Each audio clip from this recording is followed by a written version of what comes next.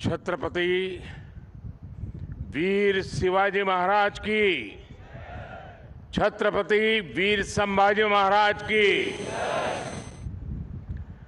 महाराष्ट्र के राज्यपाल श्रीमान रमेश जी, मुख्यमंत्री एकनाथ जी, केंद्रीय मंत्रिमंडल के मेरे सहयोगी राजनाथ सिंह जी, नारायण राणे जी, उप मुख्यमंत्री देवेंद्र फडणवीस जी, अजित पवार जी, सीडीएस जनरल अनिल चौहान जी, नौसेना प्रमुख एडमिरल आर हरि कुमार, नौसेना के सभी साथी और सभी मेरे परिवारजन, आज 4 दिसंबर का ये ऐतिहासिक दिन हमें आशीर्वाद देता है। सिंधु दुर्ग का ऐतिहासिक किला, मालवण तारकर्ली का ये खूबसूरत किनारा, चारों ओर फैला छत्रपति वीर शिवाजी महाराज का प्रताप, राजकोट फोर्ट पर उनकी विशाल प्रतिमा का अनावरण और आपकी ये हुंकार हर भारतवासी को जोश से भर रही है। आपके लिए ही कहा गया है, चलो चलो नई मिसाल हो, बढ़ो नया कमाल हो, झुको नहीं, रुको नहीं, बढ़े चलो, बढ़े चलो। मैं नौसेना परिवार के सभी सदस्यों को नेवी डे पर विशेष रूप से बधाई देता हूं। आज के दिन हम उन शूरवीरों को भी प्रणाम करते हैं जिन्होंने मातृभूमि के लिए अपना सर्वोच्च बलिदान दिया है। साथियों, आज सिंधु दुर्ग की इस वीर भूमि से देशवासियों को नौसेना दिवस की बधाई देना वाकई अपने आप में बहुत बड़े गौरव की घटना है। सिंधु दुर्ग के ऐतिहासिक किले को देखकर हर भारतीय गर्व से भर जाता है। छत्रपति वीर शिवाजी महाराज जानते थे कि किसी भी देश के लिए समुद्री सामर्थ्य कितना जरूरी होता है। उनका उद्घोष था, जलमेव यस्य बलमेव तस्य, यानी जो समुद्र पर नियंत्रण रखता है वह सर्वशक्तिमान है। उन्होंने एक शक्तिशाली नौसेना बनाई। कान्होजी आंग्रे हो, मायाजी नाइक भाटकर हो, हीरोजी इंदालकर हो, ऐसे अनेक योद्धा आज भी हमारे लिए बहुत बड़ी प्रेरणा है। मैं आज नौसेना दिवस पर देश के ऐसे पराक्रमी योद्धाओं को भी नमन करता हूं। साथियों, छत्रपति वीर शिवाजी महाराज से प्रेरणा लेते हुए आज भारत गुलामी की मानसिकता को पीछे छोड़कर आगे बढ़ रहा है। मुझे खुशी है कि हमारे नेवल ऑफिसर्स जो अपलेट्स पहनते हैं, अब उसमें छत्रपति वीर शिवाजी महाराज की विरासत की झलक भी देखने को मिलने वाली है। नए एपोलेट्स भी अब उनकी नौसेना के प्रतीक चिन्ह की तरह ही होंगे। ये मेरा सौभाग्य है कि नौसेना के ध्वज को मुझे पिछले वर्ष छत्रपति शिवाजी महाराज की विरासत से जोड़ने का अवसर मिला था। अब एपोलेट्स में भी छत्रपति वीर शिवाजी महाराज का प्रतिबिंब हम सबको नजर आएगा। अपनी विरासत पर गर्व की भावना के साथ मुझे एक और घोषणा करते हुए आज गौरव हो रहा है। भारतीय नौसेना अब अपने रैंक्स का नामकरण भारतीय परंपराओं के अनुरूप करने जा रही है। हम सशस्त्र बलों में अपनी नारी शक्ति की संख्या बढ़ाने पर भी जोर दे रहे हैं। मैं नौसेना को बधाई दूंगा कि आपने नेवल शिप में देश की पहली महिला कमांडिंग अफसर की तैनाती की है। साथियों, आज का भारत अपने लिए बड़े लक्ष्य तय कर रहा है और उसे पाने के लिए अपनी पूरी शक्ति लगा रहा है। भारत के पास इन लक्ष्यों को पूरा करने के लिए एक बड़ी ताकत है। ये ताकत 140 करोड़ भारतीयों के विश्वास की है। ये ताकत दुनिया के सबसे बड़े लोकतंत्र की मजबूती की है। कल आपने देश के 4 राज्यों में इसी ताकत की झलक देखी। देश ने देखा जब लोगों के संकल्प जुड़ते हैं, जब लोगों की भावनाएं जुड़ती हैं, जब लोगों की आकांक्षाएं जुड़ती है, तो कितने सकारात्मक परिणाम सामने आते हैं।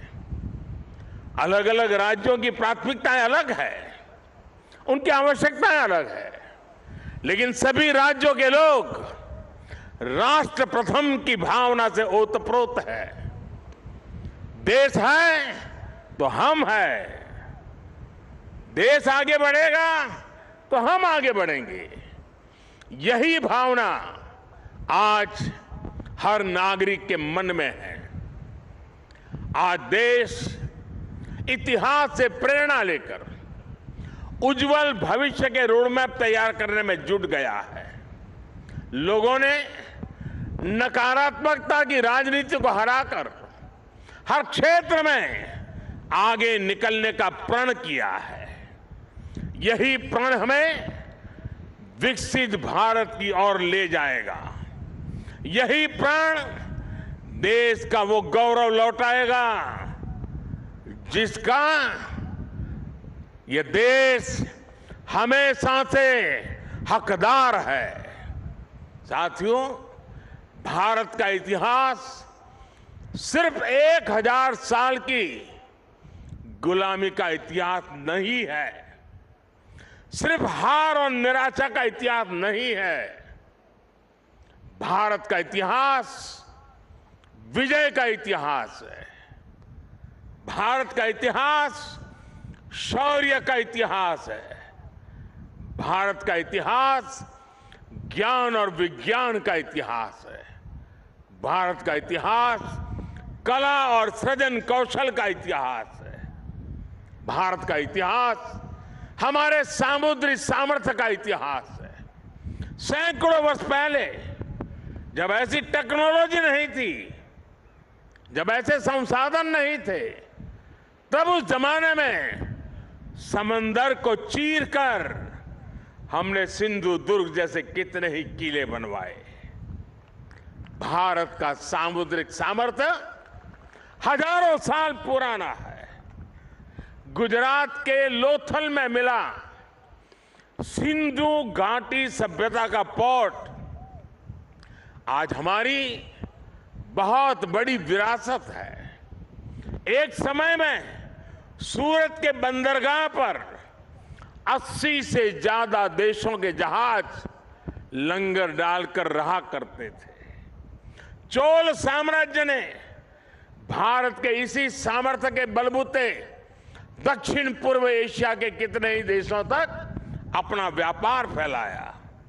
और इसलिए जब विदेशी ताकतों ने भारत पर हमला किया तो सबसे पहले हमारी इस शक्ति को निशाना बनाया गया।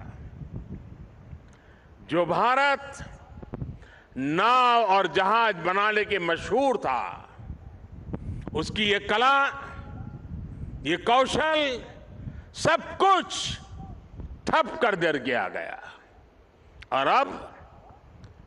और जब हमने समंदर पर अपना नियंत्रण खोया, हमने अपनी सामरिक आर्थिक ताकत भी खो दी। इसलिए आज जब भारत विकसित होने के लक्ष्य पर चल रहा है तो हमें अपने इस खोए हुए गौरव को फिर से पाकर के ही रहना है। इसलिए ही आज हमारी सरकार भी इससे जुड़े हर क्षेत्र पर फोकस करते हुए काम कर रही है। आज भारत ब्लू इकोनॉमी को अभूतपूर्व प्रोत्साहन दे रहा है। आज भारत सागर माला के तहत पोर्ट लेड डेवलपमेंट में जुटा है। आज भारत मैरीटाइम विजन के तहत अपने सागरों के पूरे सामर्थ्य का इस्तेमाल करने की ओर तेज गति से बढ़ रहा है। मर्चेंट शिपिंग को बढ़ावा देने के लिए भी सरकार ने नए नियम बनाए हैं।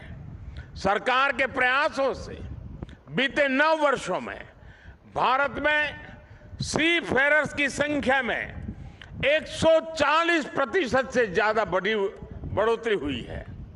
मेरे साथियों, ये भारत के इतिहास का वो कालखंड है जो सिर्फ 5-10 साल का नहीं बल्कि आने वाली सदियों का भविष्य लिखने वाला है।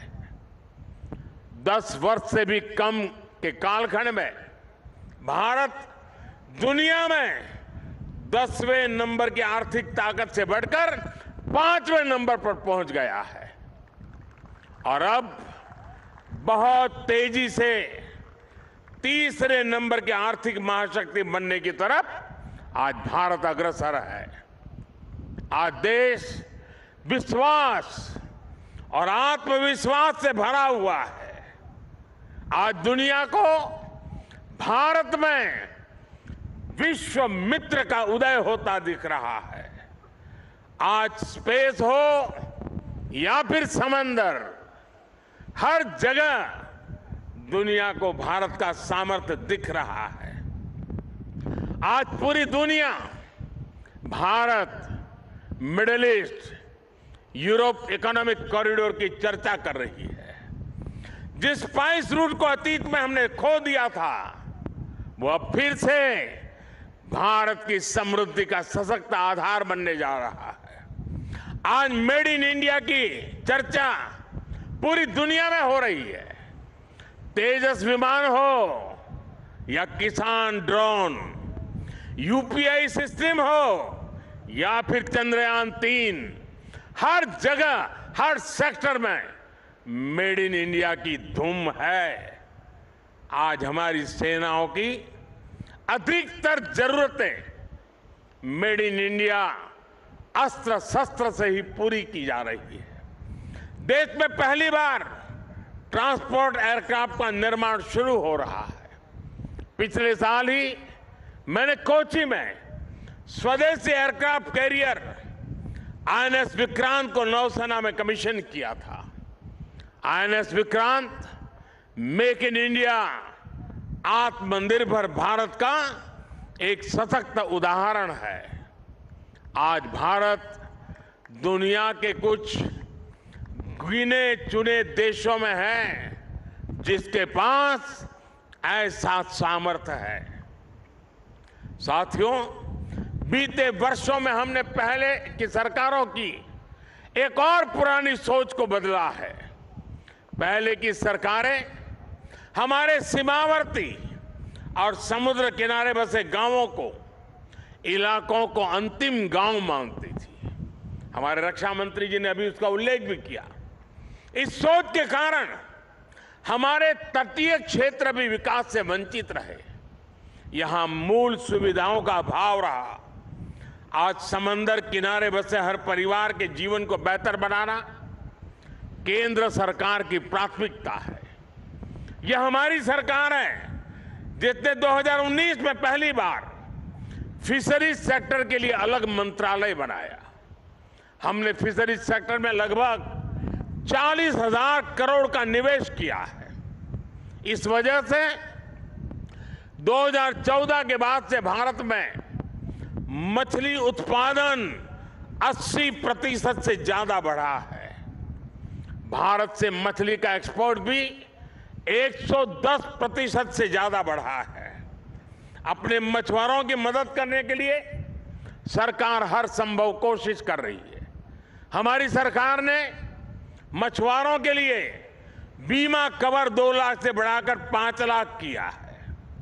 देश में पहली बार मछुआरों को किसान क्रेडिट कार्ड का भी लाभ मिला है। सरकार फिशरीज सेक्टर में वैल्यू चेन डेवलपमेंट पर भी काफी जोर दे रही है। आज सागरमाला योजना से पूरे समुद्र किनारे में आधुनिक कनेक्टिविटी पर बल दिया जा रहा है। इस पर लाखों करोड़ रुपए खर्च किए जा रहे हैं ताकि समुद्री किनारों में नए उद्योग लगे, नए बिजनेस आए। मछली हो, दूसरा सी फूड हो, इसकी पूरी दुनिया में बहुत अधिक डिमांड है। इसलिए हम सी फूड प्रोसेसिंग से जुड़ी इंडस्ट्री पर बल दे रहे हैं ताकि मछुआरों की आय बढ़ाई जाए। मछुआरे गहरे समंदर में मछली पकड़ सके, इसके लिए वो नावों के आधुनिकीकरण के लिए भी उनको मदद दी जा रही है। साथियों, कोंकण का ये क्षेत्र तो अद्भुत संभावनाओं का क्षेत्र है। हमारी सरकार इस क्षेत्र के विकास के लिए पूरी प्रतिबद्धता के साथ काम कर रही है। सिंधुदुर्ग, रत्नागिरी, अलीबाग, परभणी और धाराशिव में मेडिकल कॉलेज खुले हैं। चिपी हवाई अड्डा शुरू हो चुका है। दिल्ली मुंबई इंडस्ट्रियल कॉरिडोर माड़गांव तक जुड़ने वाला है। यहां के काजू किसानों के लिए भी विशेष योजनाएं बनाई जा रही है। समुद्री तट पर बसे रिहायशों के क्षेत्रों को बचाना हमारी प्राथमिकता है। इसके लिए मैंग्रोव का दायरा बढ़ाने पर बल दिया जा रहा है। केंद्र सरकार ने इसके लिए विशेष मिस्ट्री योजना बनाई है। इसमें मालवन, अचरा, रत्नागिरी, देवगढ़, विजयदुर्ग सहित महाराष्ट्र की अनेक साइट्स को मैंग्रोव मैनेजमेंट के लिए चुना गया है। साथियों, विरासत भी और विकास भी, यही विकसित भारत का हमारा रास्ता है। इसलिए आज यहां इस क्षेत्र में भी अपनी गौरवशाली विरासत के संरक्षण का प्रयास हो रहा है। छत्रपति वीर शिवाजी महाराज के कालखंड में जो दुर्ग, जो किले बने हैं, उनको संरक्षित रखने के लिए केंद्र और राज्य सरकार संकल्पित है। कोंकण सहित पूरे महाराष्ट्र में इन धरोहरों के संरक्षण पर सैकड़ों करोड़ रुपए खर्च किए जा रहे हैं। हमारा प्रयास है कि पूरे देश से लोग अपनी इस गौरवशाली विरासत को देखने आए। इससे इस क्षेत्र में टूरिज्म भी बढ़ेगा, रोजगार, स्वरोजगार के नए अवसर भी बनेंगे। साथियों, यहां से हमें अब विकसित भारत की यात्रा और तेज करनी है। ऐसा विकसित भारत जिसमें हमारा देश सुरक्षित, समृद्ध और शक्तिशाली हो सके। और साथियों, आमतौर पर army day, air force day, navy day ये दिल्ली में मनाए जाते रहे हैं और दिल्ली में जो आसपास के लोग हैं वो उसका हिस्सा बनते थे और ज्यादातर इसके जो चीफ होते थे उनके घर के लोन में ही ये कार्यक्रम होते थे। मैंने उस परंपरा को बदला है। और मेरी कोशिश है कि चाहे आर्मी डे हो, नेवी डे हो या एयरफोर्स डे हो, देश के अलग अलग हिस्सों में हो, और उसी योजना के तहत इस बार का नेवी डे इस पवित्र भूमि पर हो रहा है जहां पर नेवी का जन्म हुआ था। और मुझे थोड़े समय पहले बता रहे थे कुछ लोग कि बोले पिछले सप्ताह से हजारों की तादाद में लोग आ रहे हैं इस हलचल के कारण। मुझे पक्का विश्वास है कि अब देश के लोगों का इस भूमि के प्रति आकर्षण बढ़ेगा। सिंधु दुर्ग के प्रति एक तीर्थ का भाव पैदा होगा। छत्रपति शिवाजी महाराज ने युद्ध के क्षेत्र में कितना बड़ा योगदान दिया था, जिस नेवी के लिए हम गर्व करते हैं उसकी मूल धारा छत्रपति शिवाजी महाराज से शुरू होती है। इसका गर्व आज देशवासी करेंगे।